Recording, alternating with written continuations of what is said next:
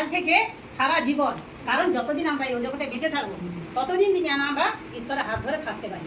তো পিতাকে অসংখ্য ধন্যবাদ। তো এটুকু প্রতিজ্ঞা আমাদের কাছে এইটুকু থাকুক, কারণ যদি এই মহিষাতলে মনে করো অনেক ডাক্তারখানা আছে, মনে করো 50টা ডাক্তারখানা আছে, ওখানে যদি একটা ডাক্তারের কাছে আমরা একটা ঠিকানা পাই যে ওখানে হয়তো যে 2 মাত্রা খেলেই রোগী সুস্থ হয়ে যাচ্ছে, আমরা সেই ঠিকানাটা সবাইকে বলবো না যে খেয়ে ভালো আছি সে একাই জানবো, কাউকে বলবো নি, কী করবো? সবাইকে বলবো। তো এই কথাটা আমাদের মধ্যে সবার মধ্যে যেন থাকে যে আমরা এই জায়গাটা ঠিকানাটা সবার কাছে যেন আমরা পৌঁছাতে পারি।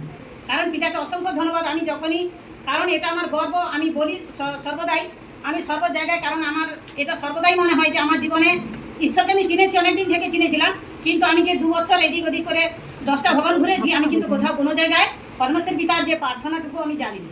তো সত্যি পিতাকে অসংখ্য ধন্যবাদ। আমার সেই ছোটো মেয়ে যে জামাইয়ের দ্বারায় এই স্বয়ং ঈশ্বরে এই ভবনকে আমাকে চিনালো। তো এই ভবন